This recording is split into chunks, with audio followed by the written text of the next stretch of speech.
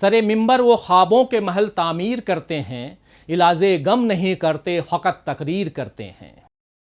नमस्कार, मैं हूं राजीव और आप देख रहे हैं घूमता हुआ आईना। तो आज लॉकडाउन का तीसरा फेज खत्म हो रहा है और कल से चौथे फेज का लॉकडाउन जो है वो नए रंग ढंग में शुरू होगा। नए रंग ढंग की बात मैं नहीं कर रहा हूं, बल्कि ऐसा हमारे प्रधानमंत्री ने कहा है। उन्होंने अगले लॉकडाउन को अनूठा भी कहा है। खैर, ये तो हम सब जानते ही हैं कि हमारे पीएम किसी भी बात को सीधे तरीके से नहीं करते हैं। शायद उन्हें सीधी बात करना आता ही नहीं या सीधी बात पसंद ही नहीं है। हर बात में रोमांच पैदा करना उनका शगल है। यकीन नहीं है तो उनके पिछले कुछ फैसले को याद कर लीजिए। कैसे अचानक उन्होंने नोटबंदी की घोषणा की थी, फिर आधी रात को जीएसटी लागू कर इसे आर्थिक आज़ादी का नाम दिया था, जनता कर्फ्यू के वक्त ताली बजाने को कहा था, फिर अचानक लॉकडाउन की घोषणा की थी, उसके बाद दिए जलाने को कहा, फिर हेलीकॉप्टर से फूल बरसा दिए। इन तमाम बातों की खूब चर्चा हुई। सोशल मीडिया के सहारे मुफ्त का प्रचार भी हुआ, लेकिन गंभीर स्वास्थ्य संकट और उसके बाय प्रोडक्ट्स की तरह सामने आई आर्थिक बदहाली का कोई हल नहीं निकला। शायद मोदी जी की दिलचस्पी मुसीबत का समाधान ढूंढने और लोगों को राहत पहुंचाने में है भी नहीं। वे केवल हर वक्त तमाशा खड़ा करना जानते हैं और इसके लिए ऊंचे ऊंचे सपनों के महल खड़े करते हैं। ऐसे यकीन मानिए कि इस सरकार की नीतियों और फैसलों के आधार पर एक किताब लिखी जा सकती है जिसका नाम होगा जनता को मूर्ख बनाने के 1001 पैंतरे। मोदी जी और उनकी टीम के पास जुमलों की एक बड़ी डिक्शनरी, एक पूरी डिक्शनरी है, जिसमें आए दिन वो एक जुमला उछाल देते हैं। उनका पिट्ठू मीडिया दिन रात इन जुमलों की जुगाली करता है और जनता इसमें अपने लिए राहत का तिनका तलाशती रह जाती है। अभी एक बार फिर राहत पैकेज का भारी भरकम जुमला सरकार ने जनता के सिर पर दे मारा है।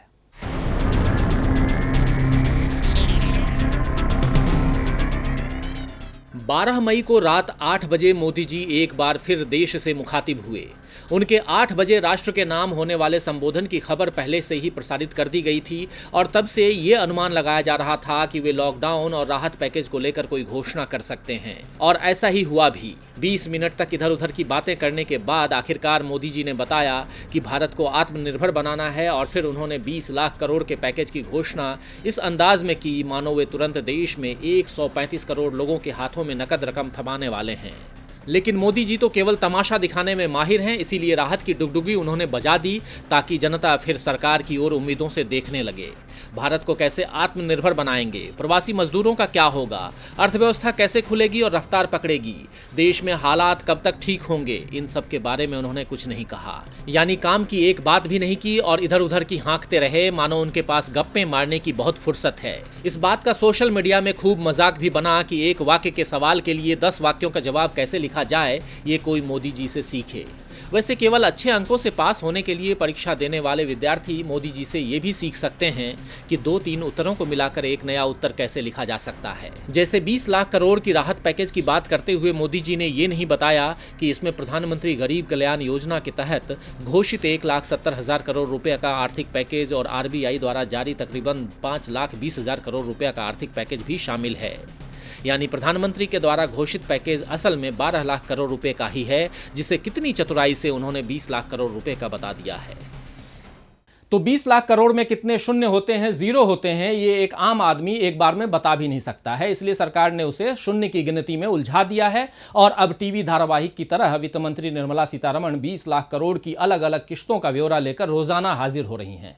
कमाल की बात है ना कि सरकार को इस मुसीबत में भी मस्खरी सूझ रही है। अरे भाई, किसे कितनी राहत देनी है, क्या इसका खुलासा एक बार में नहीं किया जा सकता? क्यों इसके लिए रोज प्रेस कॉन्फ्रेंस करनी पड़ रही है? क्या सरकार खुद हिसाब नहीं लगा पाई कि 20 लाख करोड़ में कितने शून्य हैं, या उसे पता ही नहीं है कि हिंदुस्तान में किस क्षेत्र को कितनी मदद चाहिए? अभी भी जिस तरह की घोषणाएं वित्त मंत्री कर रही हैं, उससे साफ नजर आ रहा है कि सरकार इस वक्त भारत की गरीब जनता की जरूरतों को समझ ही नहीं पाई है, या शायद उसकी नीयत मदद करने की जगह अपनी वाहवाही कराने की है। इसीलिए रोजाना वित्त मंत्री कैमरे के सामने आकर यह जतलाने की कोशिश कर रही हैं कि कैसे सरकार हजारों करोड़ का दान कर रही है। 12 मई को सरकारी सीरियल राहत पैकेज का प्रोमो पीएम मोदी ने जारी किया और 13 मई से उसके नए नए एपिसोड्स के साथ वित्त मंत्री निर्मला सीतारमण हाजिर होने लगीं। पहले उन्होंने एमएसएमई के लिए बड़ी घोषणाएं की, फिर प्रवासी मजदूरों और खोमचे वालों के लिए, फिर किसानों और मत्स्य पालन, पशुपालन, डेयरी आदि के लिए। इन एपिसोड्स के बलबूते बहुत से लोग फिर से नई जिंदगी की आशा बांध सकते हैं। लेकिन इसका विश्लेषण किया जाए तो पता चलेगा कि सरकार ने पुराने माल को नए पैकेज में पेश करने के अलावा और कुछ नहीं किया है। जैसे 45 लाख एमएसएमई कंपनियों को 3 लाख करोड़ रुपए के कोलेटरल फ्री कर्ज की बात राहत पैकेज में कही गई है, लेकिन एमएसएमई मंत्री नितिन गडकरी का कहना है कि सरकार और सार्वजनिक क्षेत्र की कंपनियों पर एमएसएमई का 5 लाख करोड़ रुपए का बकाया है। ऐसे में कायदे से तो एमएसएमई का कर्ज भुगतान करना चाहिए। अगर उसे अपने ही 5 लाख करोड़ रुपए वापस मिल जाएंगे तो फिर कर्ज लेने की नौबत ही नहीं आएगी। लेकिन सरकार शायद अपना महत्व दिखाना चाहती है, इसीलिए एमएसएमई को कर्ज देने की बात कह रही है। पूर्व वित्त मंत्री पी चिदम्बरम ने सही सवाल उठाया है कि इसमें कर्ज देने वाला कौन है और लेने वाला कौन। इसी तरह वित्त मंत्री ने प्रवासी मजदूरों के लिए अगले 2 महीने तक मुफ्त राशन की घोषणा की और सबके लिए एक राशन कार्ड की व्यवस्था की बात कही। लेकिन खाद्य मंत्री रामविलास पासवान ने पिछले साल 29 जून को एक देश एक राशन कार्ड की बात कही थी। कांग्रेस सरकार में केंद्रीय मंत्री रहे जयराम रमेश ने सही कहा है कि ये रीपैकेजिंग और रीमार्केटिंग का बेहतरीन उदाहरण है। उन्होंने सवाल भी किया कि वित्त मंत्री जी, आप ये बताइए कि अगले 6 महीने में आप कितना अतिरिक्त नकद देने जा रही हैं। तो वित्त मंत्री इस सवाल का जवाब तभी दे पाएंगी जब सरकार के पास कोई सुलझी हुई योजना होगी। अभी तो वो केवल उलझे हुए लोगों को और उलझाना चाह रही हैं। किस क्षेत्र को कितने हजार करोड़ मिलेंगे ये तो बाद की बात है, पहले तो ये पता लगे कि सरकार के पास इतनी बड़ी रकम आएगी कहां से। ऐसा तो नहीं है कि जिन उद्योगपतियों का हाथ प्रधानमंत्री की पीठ पर रहा हो उन्होंने अपनी तिजोरी सरकार के लिए खोल दी हो, या फिर मंदिरों ने अपनी दान पेटी की चाबी सरकार को दे दी हो कि चलिए साहब, इन रकमों से आप गरीबों की मदद कीजिए। अगर ऐसा होता तो भारत के नक्शे से गरीबी का नामो निशान मिट गया होता। लेकिन यह गरीबी तो अब अपने भयावह रूप के साथ सड़कों पर है। जबकि मोदी जी का दावा था कि उनके राज में सबके अच्छे दिन आएंगे, सबके लिए अच्छे दिनों का दावा और हरेक के खाते में 15 लाख जमा करने का वादा, सब जुमले साबित हुए। और अब 20 लाख करोड़ में भी जो हिस्सेदारी बताई जा रही है वो भी कहीं बंदर बांट न साबित हो जाए। राहत पैकेज में गरीब तबके की हिस्सेदारी की घोषणा वैसी ही है जैसे सरकार ने इससे पहले बजट में की थी। तब भी गरीब लोगों के लिए बड़ी बड़ी योजनाएं थीं, लेकिन वे केवल कागजों में ही नजर आईं। हकीकत में अगर उतरती तो देश में गरीबी नाम की चील लाखों जिंदगियों पर मंडराती नहीं रहती। दरअसल मोदी जी बड़ी बड़ी बातें करने में माहिर हैं। ऐसे भी जुबानी जमा खर्च में आखिर किसी का क्या जाता है। इसीलिए 2014 के उनके चुनावी वादे अब जुमले साबित हो चुके हैं और भाजपा में कोई भूल कर भी विदेशों से काला धन वापस लाने की बात नहीं करता। मोदी जी ने कुछ और भी बड़ी घोषणाएं बीते सालों में की हैं। जैसे पिछले बिहार विधानसभा चुनाव के समय आरा में मोदी जी ने बड़ी शान से बिहार के विकास के लिए 1.25 लाख करोड़ रुपए के आर्थिक पैकेज देने की घोषणा की थी। इन 4-4.5 सालों में गंगा, कोसी और गंडक में खूब पानी बह गया, लेकिन बिहार के लोगों को उस पैकेज के नाम पर मिट्टी का एक ढेला भी नहीं मिला। अगर मिलता तो शायद हजारों मजदूरों को देश के दूसरे हिस्सों में जाकर रोजगार के लिए भटकना नहीं पड़ता। इसी तरह मोदी जी ने कश्मीर के शेरे कश्मीर स्टेडियम में एक रैली को संबोधित करते हुए जम्मू और कश्मीर के सम्यक विकास के लिए 80,000 करोड़ रुपए का पैकेज घोषित किया था। अब कश्मीर के टुकड़े हो चुके हैं। अगस्त से वहां लगभग बंद जैसे हालात हैं और अर्थव्यवस्था भी बदहाल हो चुकी है। अभी पिछले साल 15 अगस्त को प्रधानमंत्री नरेंद्र मोदी ने लाल किले की प्राचीर से देश में बुनियादी ढांचे के विकास पर अगले 5 वर्षों के लिए 100 लाख करोड़ रुपए खर्च करने के आर्थिक पैकेज की घोषणा की थी। हिसाब लगाएं तो ये 20 लाख करोड़ रुपए का आर्थिक पैकेज प्रति वर्ष बैठता है।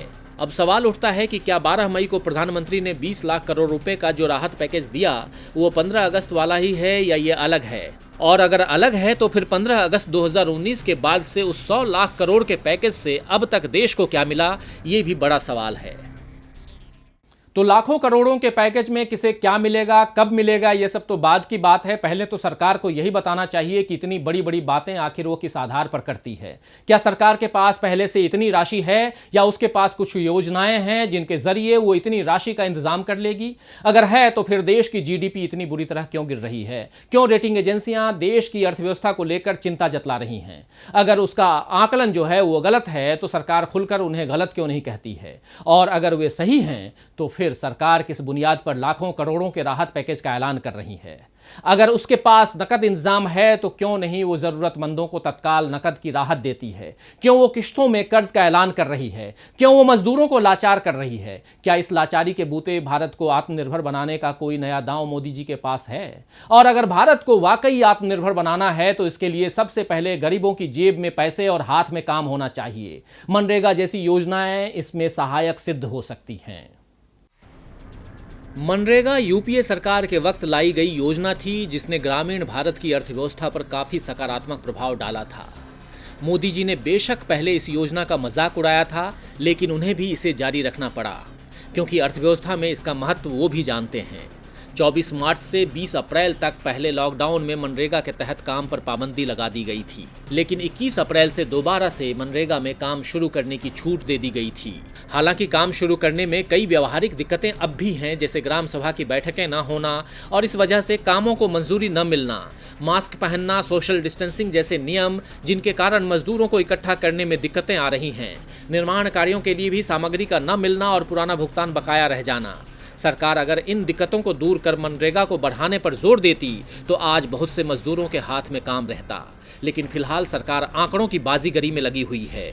वित्त मंत्री निर्मला सीतारमण ने 20 लाख करोड़ की जो दूसरी किश्त पेश की है, उसमें दावा किया है कि 13 मई तक मनरेगा के तहत 14,62,000 लोगों को रोजाना काम दिया गया। उन्होंने दावा किया कि मनरेगा के तहत 10,000 करोड़ का खर्च किया गया। 2 करोड़ 33 लाख मनरेगा का काम मांगने वालों को 13 मई तक काम दिया गया। पिछले साल के मुकाबले 40 से 50% ज्यादा व्यक्ति मनरेगा के तहत एनरोल किए गए। अब प्रवासी मजदूरों को भी मनरेगा के तहत काम देने का अभियान चलाया जाएगा। तो वित्त मंत्री के द्वारा दिए गए पहले 3 आंकड़े तो सरकार की वेबसाइट से मेल खाते हैं, लेकिन 40-50% ज्यादा लोग मनरेगा के तहत ज्यादा एनरोल किए गए, ये बात उनकी ही वेबसाइट पर नहीं दिखती। वैसे भी 40 और 50 के बीच 10% का अंतर है। क्या वित्त मंत्री इस बात को नहीं जानती? और जो 10,000 करोड़ खर्च करने का दावा वो कर रही हैं, वो भी कोई बड़ी बात नहीं है। पिछले 5 साल से मनरेगा का बजट औसतन 60,000 करोड़ रुपए का रहा है। अगर पिछले साल का बकाया चुकाने और नए साल के काम का पैसा देने में 10,000 करोड़ खर्च होते हैं तो उसमें वाहवाही की क्या बात है। रहा सवाल प्रवासी मजदूरों को भी मनरेगा में काम देने का, तो इसके लिए सरकार को अतिरिक्त रकम देनी चाहिए। पहले से आवंटित रकम में अगर 8 करोड़ प्रवासी मजदूरों को भी काम दिया जाएगा तो पुराने मनरेगा मजदूरों के लिए आखिर क्या बचेगा।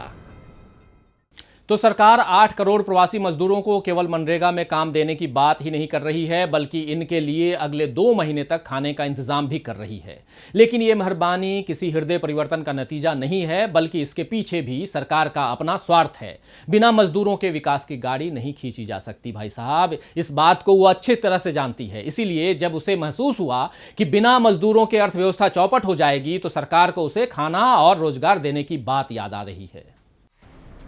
केंद्र सरकार मजदूरों की दशा के बारे में अब तक मौन ही थी। कितने मजदूर गांव वापस लौट रहे हैं और कितने बेरोजगार हो गए, इसका कोई आंकड़ा उसके पास शायद था ही नहीं। अभी हाल ही में वित्त मंत्री ने बताया कि राज्य सरकारों से मिले डेटा के आधार पर हमें लगता है कि हमारे यहाँ 8 करोड़ प्रवासी मजदूर हैं। ये पहला मौका था जब सरकार ने प्रवासी मजदूरों का कोई आंकड़ा खुद दिया। दरअसल उसे चिंता इस बात की है कि अभी दुखी बेबस होकर जो मजदूर गाँव लौट रहे हैं, वे वापस न आए तो अर्थव्यवस्था का क्या होगा। 12 मई को पीएम मोदी ने ऐलान कर दिया है कि लॉकडाउन 4 नए रूप रंग का होगा। इसमें पहले के 3 लॉकडाउन के मुकाबले ज्यादा छूट मिलने की बात चल रही है। ऐसे में जब फैक्ट्रियों में, खेतों में और घरों में दोबारा से काम करने की इनको इजाजत मिलेगी, तो मजदूर कहां से आएंगे। उत्तर प्रदेश, बिहार, मध्य प्रदेश, ओडिशा और झारखंड, इन 5 राज्यों से सबसे अधिक प्रवासी मजदूर देश के दूसरे राज्यों में रोजगार के लिए पहुंचते हैं और अभी इनमें से लाखों मजदूर अपने गाँव घर लौट रहे हैं। रेल मंत्रालय के ताज़ा आंकड़े बताते हैं कि उन्होंने तकरीबन 10 लाख लोगों को उनके घर वापस पहुंचाने का काम किया है और तकरीबन 15 लाख मजदूर बस या पैदल अपने गांव लौट चुके हैं। इनमें से बहुत से मजदूर बीते दिनों इतनी तकलीफें सह चुके हैं कि अब वे अपने गांव घर से दूर होना ही नहीं चाहते हैं। जाहिर है कि बिना मजदूरों के खेती, कंस्ट्रक्शन, कारखानों का काम रुक जाएगा। घरों और दफ्तरों में भी सहायकों की कमी हो जाएगी। दिल्ली, मुंबई जैसे महानगरों में इन कामगारों के भरोसे जितना काम चलता है, वो सब प्रभावित होगा। इसीलिए सरकार भी अब उनके बारे में सोचने पर मजबूर हो रही है। अजीम प्रेमजी यूनिवर्सिटी के राजेंद्र राघवन का सुझाव है कि सबसे पहले तो मनरेगा का बजट 4 गुना ज्यादा बढ़ाया जाए। फिर जिन राज्यों में ये मजदूर वापस आ रहे हैं, वहाँ सिर्फ 100 दिन काम देने से काम नहीं चलेगा। इस अवधि को भी बढ़ाना होगा और मनरेगा को गांवों तक सीमित न रख के कुछ शहरों में इसका विस्तार करना चाहिए। शहरों के लिए मनरेगा जैसा एक शहरी रोजगार गारंटी स्कीम की शुरुआत होगी तो ये रिवर्स माइग्रेशन रोका जा सकेगा। तो अपने स्वार्थ के लिए ही सही, लेकिन किसी भी तरह मजदूरों की दुर्दशा के बारे में सरकार सोचे और उनके हित के लिए फैसले ले, इससे अच्छी बात और कोई हो ही नहीं सकती। अब मोदी जी कोई अवध के नवाब आसाफुद्दौला तो है नहीं जो लोगों की मदद करने के लिए निर्माण कार्य करवाएं, वो भी इस तरह कि उनका सम्मान बना रहे, उनकी खुददारी पर आंच भी ना आए। जिसे न दे मौला उसे दे आसाफुद्दौला। जी हां, अवध के नवाब के लिए बड़े अदब से ये बात कही जाती थी। दरअसल 1784 में अवध में भयंकर अकाल पड़ा था। इस अकाल में रईसों के पास भी पैसे खत्म हो गए थे। कहा जाता है कि नवाब आसफुद्दौला ने उस दौरान 20,000 से ज़्यादा लोगों को काम दिया, जिनमें आम लोग भी थे और रईस भी।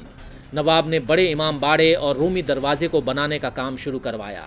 बताया जाता है कि दिन में आम लोग काम करते थे तो रात में रईस, ताकि पर्दा रहे, हर किसी को काम मिले और किसी के सम्मान पर आंच भी न आए। इन इमारतों को बनवाने में लाखों रुपए शाही खजाने से खर्च हुए। आज भी गरीबों के सामने हालात भूखों मरने की है, लेकिन मोदी जी असल की इमारत खड़ी करवाने की जगह आत्मनिर्भर भारत का सपना दिखा रहे हैं। जो बातें आज सरकार कर रही है, अगर वही योजनाएं अप्रैल में जनता के सामने पेश कर दी जाती तो लाखों लोगों को इस तरह मजबूर होकर सड़क पर निकलना नहीं पड़ता। मार्च, अप्रैल, मई कैलेंडर पर इन महीनों के पन्ने बदलते रहे, लेकिन अपने घरों की ओर लौटते मजदूरों की तस्वीरें नहीं बदली। देश के तमाम राज्यों में राष्ट्रीय राजमार्गों पर गाड़ियां कम और लूटे पिटे दिखते इंसान अधिक नजर आ रहे हैं। तपती सड़क पर चलते कई मजदूरों की चप्पलें टूट चुकी हैं। किसी के कंधे पर बच्चा है तो किसी झुकी कमर पर भारी गठरी। कहीं बूढ़े माँ बाप डगमगाते हुए चल रहे हैं, कहीं सूटकेस पर निढाल बच्चा सरक रहा है। इन सब तस्वीरों को देखकर संवेदनशील समाज का दिल तो पसीज रहा है, लेकिन सरकार की आंखों पर तो मानो पट्टी बंधी हुई है। धृतराष्ट्र कुरुसभा में न्याय का दिखावा कर रहे हैं और जिंदगी की महाभारत में मजदूर रोज हार रहे हैं। औरंगाबाद से औरैया तक रोजाना दम तोड़ते मजदूर सरकार की नाकामी का कच्चा चिट्ठा खोल रहे हैं। उधर देश की सर्वोच्च अदालत कहती है कि वो लोगों को सड़क पर चलने से नहीं रोक सकती। चुनावी रैलियों में हम सब देखते हैं कि राजनीतिक दलों के कार्यकर्ता आनन फानन में सैकड़ों बसों, ट्रकों और लाखों फूड पैकेटों का इंतजाम कर लेते हैं, लेकिन इस वक्त कुछ एक अपवादों को छोड़कर सब अपने अपने घरों में सुरक्षित बैठे हैं और सोशल मीडिया पर राजनीति कर रहे हैं, सियासत कर रहे हैं। भारत के पास दुनिया का दूसरा सबसे बड़ा सड़क नेटवर्क है, लेकिन सड़कों के इस जाल पर विकास का गर्व नहीं बल्कि सरकार की बेदर्दी नजर आ रही है। लेकिन अगर सरकार की आंखों में पानी उतरे तो संवेदनहीनता का यह कलंक धुले। खैर, शायर अब्बास ताबिश ने ठीक ही कहा है कि पानी आंख में भरकर लाया जा सकता है, पानी आंख में भरकर लाया जा सकता है, अब भी जलता शहर बचाया जा सकता है।